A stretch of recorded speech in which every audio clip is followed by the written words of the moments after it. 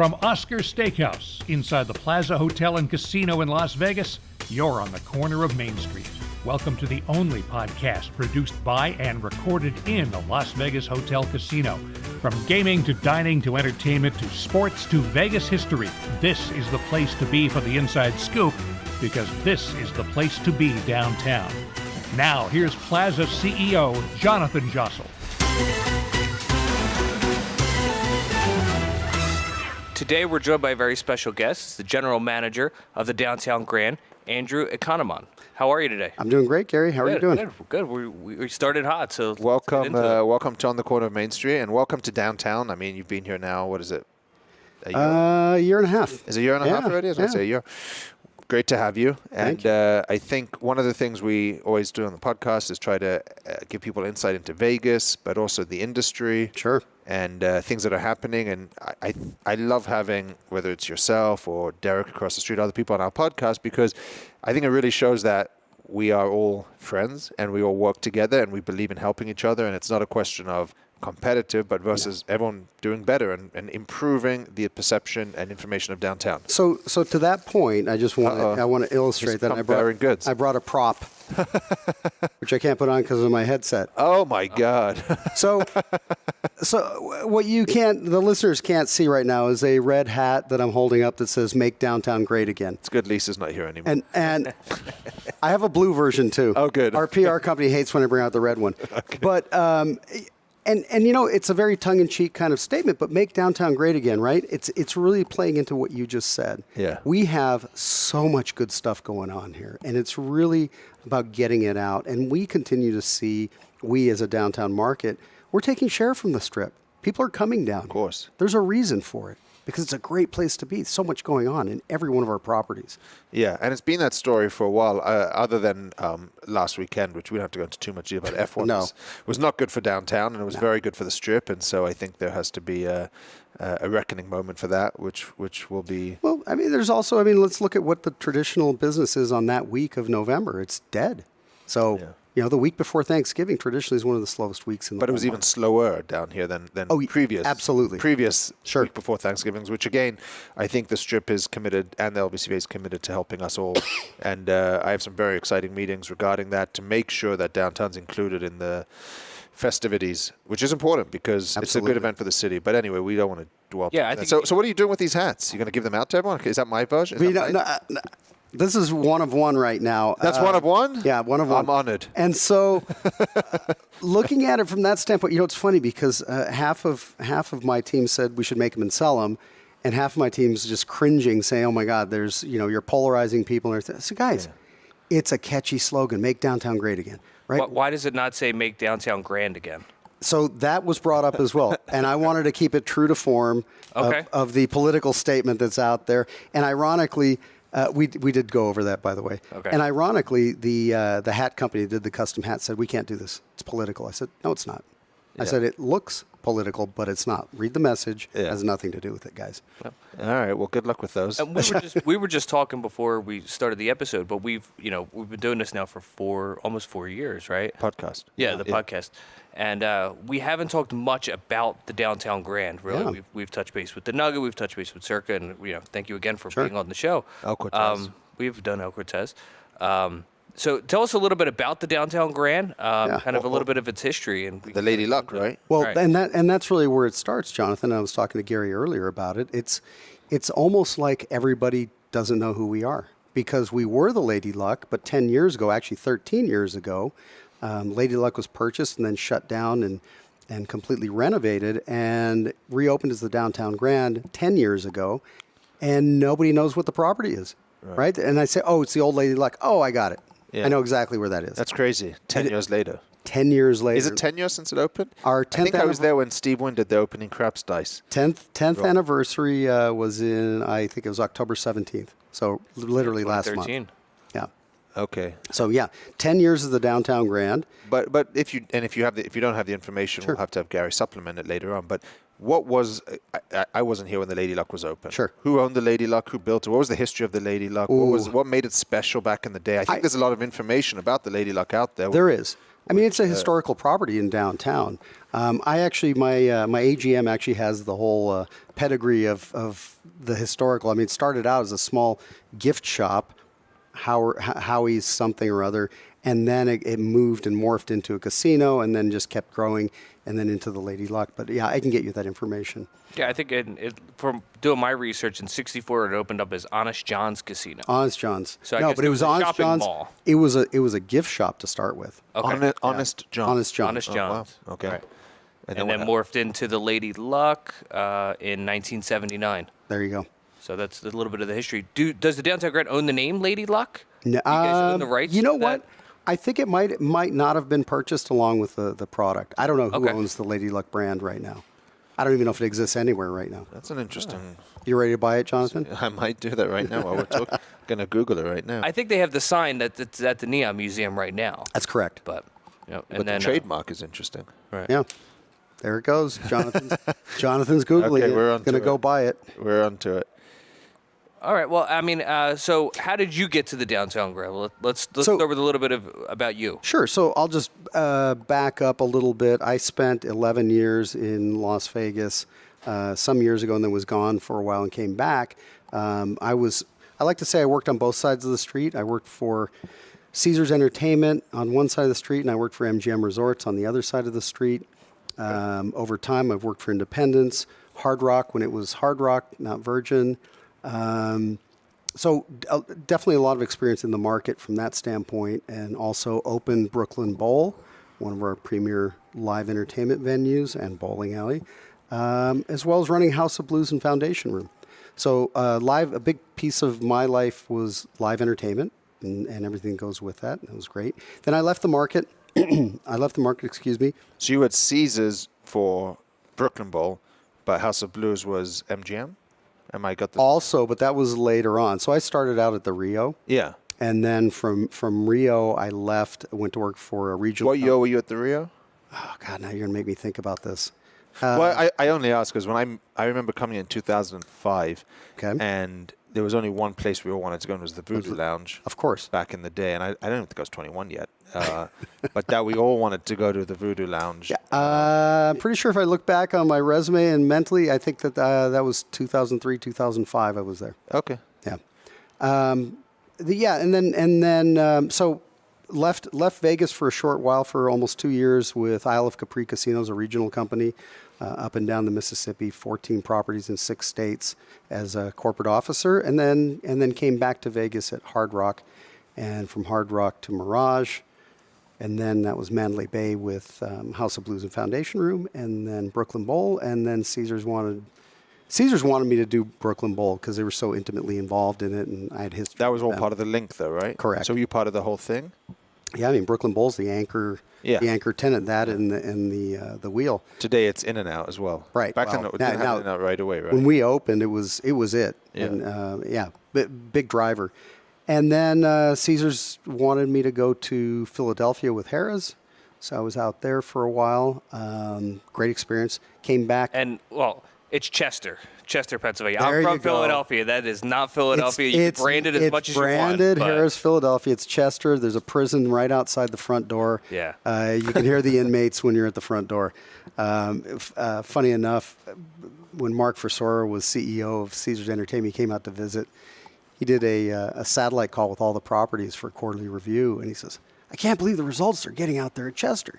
He says, "The prison's right there. It's at their front door, and they're just killing it." Yeah, if So- you're in the parking garage, you can hear it. You see the prison. You see the prison. You can see the Well, I prison mean, you from can the see the parking prison downtown. No, but I mean, Like- you're right there. Okay. All right. Anyway, so yeah, Harrah's Chester, but also known as Harrah's Philadelphia. Great experience, and then came back. I want to say came back to the States. Came back to the West Coast. I was in California for a couple of tribal properties, Chumash, which is down by Santa Barbara, and then Hard Rock Sacramento.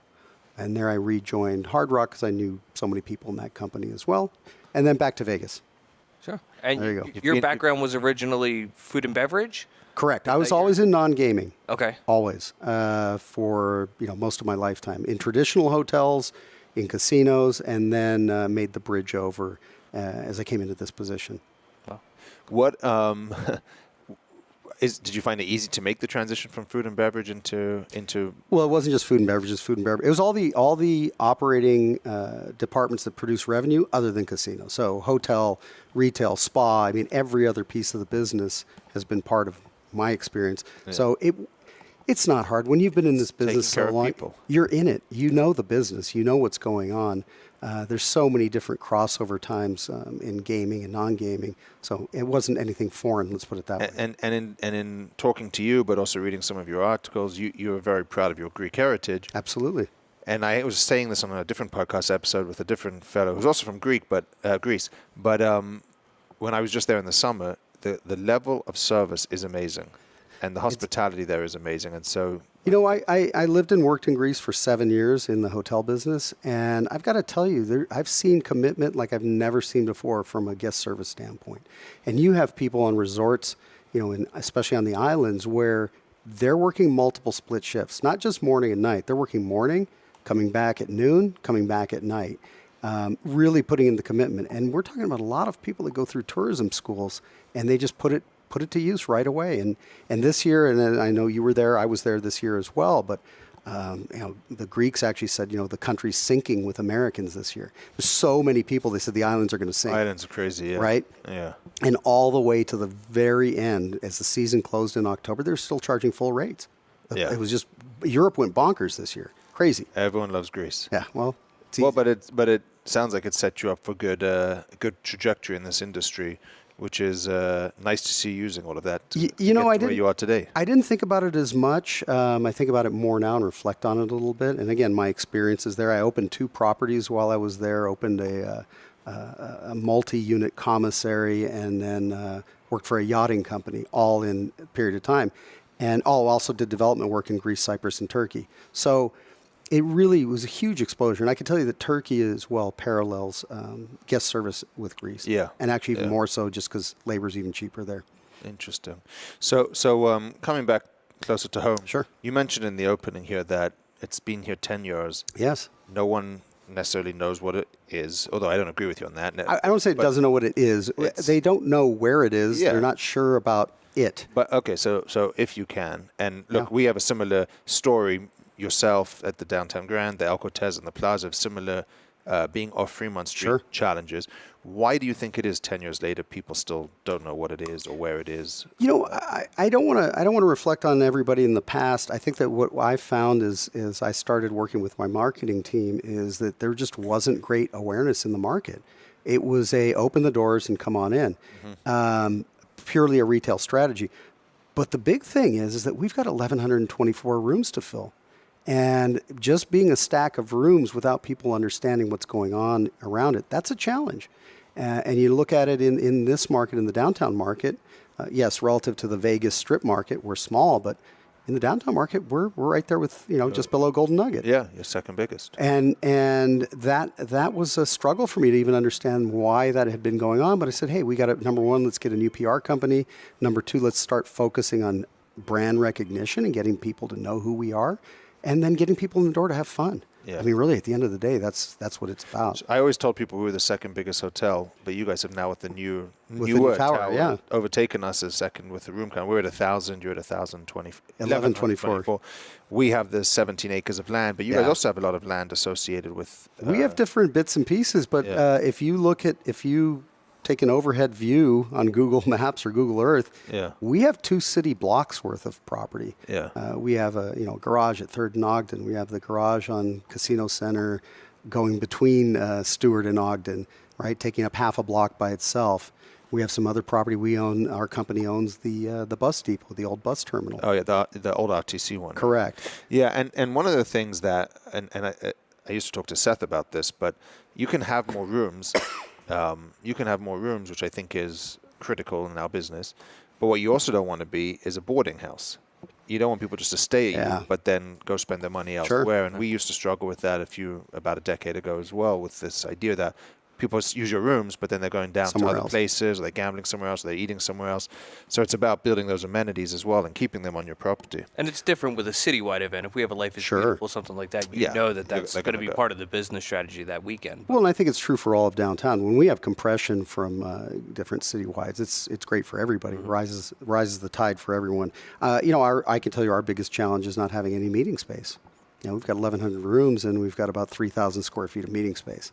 So it's hard to create gravity when you have that model. Yes, I don't want to say we're a boarding house, but I understand. No, I wasn't saying you're a boarding house. I'm no. saying that's the term in the industry. No, You don't absolutely. want to be that. I refer to it as a dormitory, but Okay, yes. sure. That's one of our challenges, right? We're space constrained from a meeting standpoint, so we can't create that gravity to bring people in just to our property. Now, I will say that we've really dramatically changed our casino offerings, so things have changed from that standpoint. People are staying and playing, and people are coming in the door to play. And we share some of the same pricing on certain casino games, and there's a reason for that, right? It's a value proposition. Yeah. Just going back real quick, I know it was before your time. Was there plans to do meeting space when they did the expansion of the 500 rooms, 490 rooms? There was some talk about it, and I tried to dig through it and say, like, what were you guys thinking? Right. And no one wanted to answer the question, but I kept digging a little bit, and there was a little bit of a discussion about it, but I think it just got moved along so quickly that no one really sat there and fought for it. And I look back on it and say, wow, what a perfect opportunity with that expansion. Just raise it up 2 floors, put your meeting space, connect at the pool deck, we're good.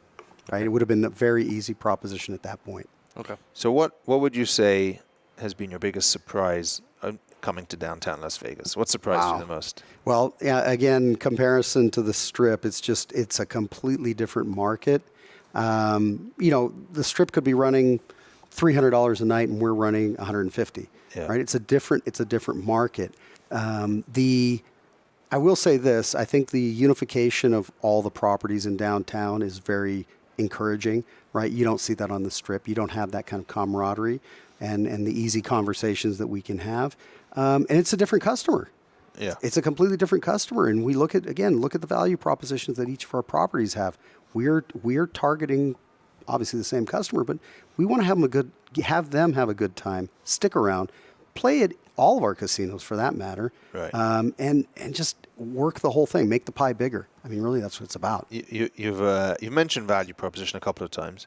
Tell us what that means to you. Like, what is obviously, and maybe this is your time to tell us Sure. all the exciting promotions you're running over there. But in terms of what is value, it's very subjective, right? Of course it is. So what does value proposition mean to you? So it took me about 6 months to kind of figure out what we are as a property and really start to shape things a little bit more.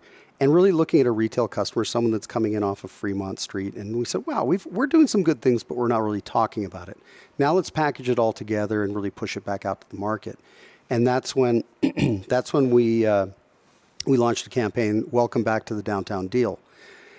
Double entendre with that. And really it was, hey, let's tell everybody what we're doing. And if we look at it from a gaming, let's start with a hotel standpoint.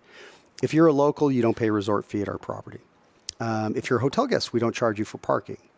Now, if we just take those two things and compare it to Strip properties where you're paying $35 a night for parking, $35 resort fee, that's $70 a night that you don't have to spend somewhere else. Right. Right? So on the hotel side, we have that going. On the gaming side, for the gaming customers, again, that value proposition for us is have someone come, stay, and play and enjoy themselves. Dollar blackjack is an anchor for us. $5 craps, $5 roulette. Those are big deals, right? Those are things that people can get their arms around. And we love seeing novice customers coming in and playing blackjack without apprehension. It's kind of like blackjack training tables, right? Right. They come in, they have a good time. They're not really always betting $1. They might be pressing up, but at the end of the day, they're having fun, right? Yep. Giving them that opportunity too. And that's it. It's the opportunity to come in, stay, play, have fun. You're going to go somewhere else. We're on Fremont Street, for crying out loud. You want to see some other things that are going on here, and it's easy to do. But get people in the door so they can have fun. So limits are in a good place.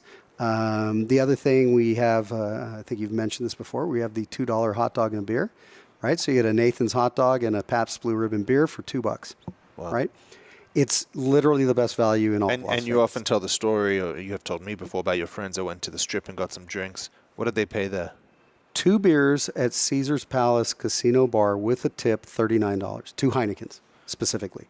And I sat there with my mouth hanging open, and I said, how is that even possible?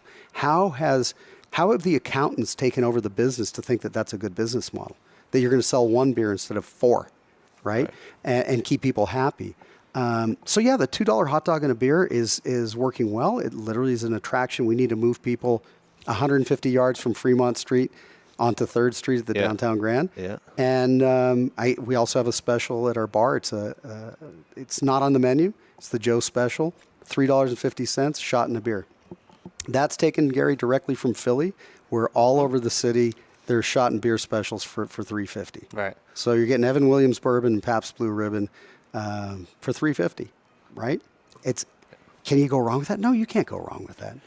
You can't go wrong with it. It's a great deal. No, it's a great deal. And you're giving people fun. But I'm not challenging it because look, we have the only single zero roulette table I know that. in downtown and the only one in the city. With a $15 minimum. With a $15 minimum. And a lot of operators, I'm not going to mention any names, say to me, it's silly to do that because the average person doesn't know the difference between a single zero and a triple zero. Put 2 more zeros, you'll hold 10% more. That's right. And they won't know the difference. And in fact, I've heard it myself at 000 table roulettes in the city where the customer is saying, more greens, better chance to hit it. Oh, that's right. One way, if you're betting it. Well, you're thinking it's more chance to hit it versus, this is a terrible odds for me. But if the average person doesn't understand the value, and I guess that speaks to your attempts for the PR and to educate them. But if the average person doesn't understand it, you're actually just giving away less, right? Exactly. Or keeping less. Giving away more to the average person who doesn't know the difference. So that's been the counter argument. But I think downtown generally has done a good job of staying at 3 to 2 blackjack almost exclusively. Yeah. Most places are 10 times odds with the exception of a couple. Mm-hmm. And so I think that's important, and you guys are going to another level on the limits, which is great because it gives people a different option. Yeah. Well, and also the dollar tables are 6 to 5. I'm not gonna hide that. I mean, we can't give away any more than that. Right. Okay. Side bets are only $1. And even if they bet up, it stays 6 to 5. Yeah, it doesn't matter. Not on those tables. We have regular tables as well. That aren't that are 3 to 2. Yeah. That are 3 to 2. Yeah. Got it. The dollar blackjack doesn't have any commission. I know Atlantic City had tried for a while. They were doing dollar blackjack with a quarter commission. God, no. Okay. No. The other side of that is, like I said, we have the side bets or the progressives that it's $1. There's nobody in Vegas, unless you can tell me otherwise, that has dollar progressive bets, side bets. Yeah. That no one's doing it. And we do it, and we do it well. And, again, you have people right now, I know the meter's at probably 20,000 and 27,000 for the 2 different payoffs. $1. If you're betting $1 and betting $1 on the side bet, $2 in, and you can win 27, 30,000, whatever it is. That's great. It's amazing. Well, and we used to own the Las Vegas Club across the street, but this was back in 2013, 2014. Downtown wasn't what it is today, and we did try to do a lot more of the value propositions, the cheaper beer. I just don't think downtown had the spend that it's getting today, and so I'm hoping it's working better for you than it did for us over there. Yeah. But again, you get to the idea of people complain about prices, people complain about value a lot as downtown's improving, and I always say, well, all these improvements happening downtown, whether it's the physical buildings, the new amenities, the restaurants, something's got to pay for them, right? Sure. Whether it's pricing. But as you see the value getting less and less, even in downtown, it doesn't seem to change the business model. And maybe there's a breaking point, right? But downtown seems to be growing market share. I agree. I don't think anyone would argue that downtown had never used to have resort fees. Now it does. Paid parking, slightly worse odds. So people are complaining about it, but yet they're still coming. Well, okay, but put it in perspective. People complain about the Strip, and they're coming in droves. Right. And I'm looking at the LVCVA stats like you do, and it looks like leisure travel in the last 2 months has flattened almost to zero growth year over year. And I think we might have reached the breaking point on the Strip when someone's paying, $15 for a beer. Yeah. It starts to get a little bit different, and the model's been a little bit wonky, and I think that people are starting to realize that, wow, I'm really being taken advantage of here. It is what it is. I continue to see the growth in the downtown market, and it's keeping things focused, as the Plaza does and as other properties. And what I would, if I may, the one thing that I think was lacking when we did the Las Vegas Club or other times people have done these promotions around the city is the staying power. Yeah. So if you got to have the staying power to commit to these things for a minimum of 12 months. I always tell people, like, you run a promotion, The average customer comes to Vegas once a year. So if they come here and they have a great hot dog with you, or they have a great experience at a blackjack table, and the next year they come back and it's a $10 minimum, they're pissed because they want the same experience. They told all their friends about it. And that was one of the big things I wanted to change about the Plaza was consistency. Stop changing the promotion, stop changing the offerings, so that every time they come here, they have a different experience. Let's try to give them that seamless, same experience so they can talk about it. So for you guys, you've been doing this now a couple of months. Stick it out. I mean, give it a chance to get legs. It's been more than a couple of months, but we're into it for. I guess it's December tomorrow. Well, as we're recording this. As we're recording this. No, we're into it almost 6-7 months now. So and we're not making any changes. Yeah. We found that model's working for us right now, and we want to have that consistency that you're talking about with our repeat guests. Now, here's the other caveat to that. When we look at our hotel business, our number 2 market for direct bookings is Las Vegas. Really? Yeah. So I'm probably not giving away too much information there, but it's really interesting to know that we have such a draw for locals. Yeah. And I can tell you, it just goes right back to locals don't pay resort fees and you don't pay for parking. So those staycations are very So you've seen it go up since you changed. 100%. Yeah. 100%. And when your number 2 direct booking channel through our website is Las Vegas, that's crazy. I didn't believe it at first. We checked the numbers like 3-4 times. But that's consistent in the last year that we've seen that. I'm amazed to hear that. Either number 2 or number 3. It varies. But that's spectacular the way I look at it. Yeah. We're doing something right to be able to attract the locals. And again, it's that stay and play, not too expensive, get in there, have a good time. You can come in for a weekend and not kill yourself and have a good time downtown. You're also the first property off the freeway on the 95. Well, that's one way to look at it too. No, as in not so much convenient, but you don't have to think about traffic or parking as much when you come to you guys. You literally drive into one of our parking lots right there. And as a local, you can stay at the downtown Grand and have a full service experience. And if you want to go to Fremont Street, you can. But if not, you could stay there as pretty much your own resort. Right. And I mean, you're much closer to Fremont than we are. We're almost a block off. But it works out fine. We want people to come out and play in Fremont. But you don't have a zipline platform in the front. We do not. We do not. Speaking of that, you mentioned the 150 yards. I imagine if you look over the 10 years of your marketing meetings, someone has sat in every one and said, well, how do we get people to walk that 150 from point A yards? to point B? And I've always warned people when they come to us, and whether it's a new show or a restaurant partner or any idea, well, you got all those people across the street, you just get them. Sure, it's that easy. It doesn't work that way. And that's not the business model at all. But what have you found for that 150 yards? Has it improved with all this roadwork improvements out there? Well, so we had the 3rd Street Promenade, which was shut down for over a year with a 6-foot path, dark and barely lit, dropped our foot traffic by over 30%. So it was a huge handicap. And only the city can move at the speed of a calendar, as they did, a year to repave a place and put a few plants and some lights. A year, without any regard to anything else going on the other side of 3rd Street.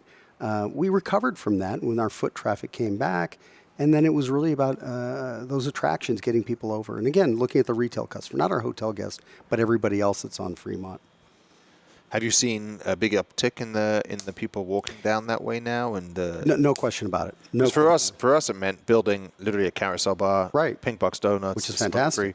We had to build something to give someone the eyeballs when they got to the end of the street as we're looking out that way. Well, I only came here today to get a donut. I mean, did you get one? Not yet. I'll get on the way out. Come to the office with me. I have 2 dozen sitting in there. We had our birthday celebrations today, so we got a lot of donuts there. Fantastic. Do you guys do anything with the Mob Museum? They're your neighbor as well. Yeah, we do. We cooperate in different things. We've got coming up a new promotion with Triple George, our steakhouse. So Triple George Grill, 18 years strong, is literally across 3rd Street. So people don't always associate it with us, even though it is our restaurant. And we have a new plan. It's going to get launched, I believe, in another week or 2. A mob museum, a mob dinner, along with a mob museum tour. Hotel optional as a package, but it'll be a very kitschy, stereotypical red sauce Italian mob dinner, right? Really playing to I missed the part. Where's that being served? Out of Triple George. That's going to be in Triple George. Yeah. And that's coming up. And the promotion there is really to get people in, have a fun dining experience, right? And Triple George is a fun restaurant. I mean, it's as fun as Oscars. Let's put it that way. Yeah. But we want to just do something different. So those people come in, they buy that package. They have a set menu, and then they go over to the Mob Museum and do their thing over there. But we really want to get them in that frame of mind as to what we're doing going in. So that's going to launch, and we do different things with the Mob Museum as well. And speaking across 3rd Street, I think the one thing that a lot of people don't realize, and we want to start leveraging more, is we own 3rd Street. That's our street. Yeah. We can close it. We can do street festivals. We can do concerts. We can do whatever we want there. We've been pretty selective and turned down a lot of different events, but this year coming into 24, we've already got one booking and another one on the line for the first quarter. So those are those fun events where you start to get some real gravity. Get 3,000, 4,000, 5,000 people coming down to 3rd Street for something. Now it gets really interesting for everybody, but especially for us. It's right in our front door. And Pizza Rock does great. Triple George does great. Yeah. The old commissary is empty. The old commissary is hot and juicy crawfish now, and it has been for 6 months. 7 months. Shame on me. Yeah. How's that doing? I think it's doing well. It's not it's a lease. It's a lease. Okay. So hot and juicy crawfish has a great following in the market. I think they have 4 different ones. I think it's been a little challenging for them, understanding that this is not a locals market sitting on 3rd Street in downtown. And they're still working on how they market to the tourist as well coming in the door. Got to check it out. Got to get down there. I know it's got a loyal following. Let me know when you're ready. We'll go in there and glove up and go have some seafood. So speaking of which, what's next for Downtown Grand? What's in the work that you could talk about? That I can talk about. And even if you can't talk about it, you can talk about it anyway. It's just amongst us. Yeah, it's just amongst us. Look, we're looking at a major remodel of our pool deck. Our pool deck's on the 3rd floor. Has a great view of all the way down into Fremont Street. And we did a lot of concerts this last year. We were really happy with it, and we just need to it's time for a refresh from a furniture cabana standpoint, everything else. So we're working on that right now. We have a few other things that are going on. We're talking about potential remodels of towers right now. There's a lot of stuff on the horizon. Not that much that I can talk about, but yeah. We don't invite people on this podcast not to talk about it. The Look, exclusive plan. There's a lot. Yeah, you want all the exclusives out here. You're starting to sound like Vital Vegas now. You want the scoop? No. Well, then we'll drop it if we sound like him. No, we'll leave that. That's fine. No, it's really about our room product, and then we're desperately trying to figure out meeting space as well, as I mentioned. Yeah. And start leveraging. That is the big opportunity, but I'll tell you, because we have the biggest meeting space downtown. We have 30,000 square feet. It's one thing to have the space. It's another thing to educate the customer that downtown is a good place to host a meeting convention, a business meeting or a convention or any kind of group, because the issue you have is perception of noise, late night business, parking, same issues that prevent a lot of locals. It's difficult to convince that person that even though it's great value and a better... Once they, interesting story, I had someone that had about a 20-person business meeting and some rooms, and I was going to get them to come downtown, but their owner decided to stay at Resorts World, and they came to said they wish they had chosen downtown once, because they came to visit and play bingo. Oh, yeah. And they said, we wish we had chosen it, we just didn't know enough about it. So I think as people get educated, we'll get more of that 100% nice meeting space, but it just takes time to get that. And a lot of that is all of us working together to educate the customer, right? We've got great product downtown. I mean, we could name the properties off. There's everything for everybody here. Yeah, well, I want to give you credit because I saw you at the Downtown Alliance Honors Award the other night. You had your team here. You're doing a great job of bringing yourself into the community of downtown. I've been here 17 years, and it's nice to see new people come in and embrace the community, embrace the culture, want to be part of it. And you're using the key words like value, fun, and doing good things and making a difference. So I appreciate everything you're bringing to downtown, and the energy you're bringing is great to see. And listen, you hosted that event here at the Plaza on the new Oscars patio, and that was spectacular. And I can tell you there's a lot of people that have not been out there. I think it's the best piece of real estate in downtown right now. Oh, thank you, man. That's great. And it was fantastic to be out there on the patio and enjoying that feeling of being outside. We have great weather in the shoulder seasons here, and taking advantage of it, being able to get people outside and enjoy the lights as well. Absolutely. Right. As we start to kind of wrap up, and again, we appreciate your time. Sure. Any advice or wisdom you want to give to our listeners, or I guess Wisdom. any pitch for the downtown Wisdom's a Grand big word. Yeah, Gary. that's huge. Just anyone breaking into the industry, thinking of moving to Vegas. Any advice for the younger listener? Well, it's interesting you mentioned that, and I think that as we all mature in our careers, it's really our duty to help people along to fill the funnel, so to speak, and providing opportunities for people that are new in the industry, whether it's new to the casino industry or the hotel industry or anything that has to do with tourism. We have to be the ones that are cultivating that next crop to come in. Who's going to replace us, right?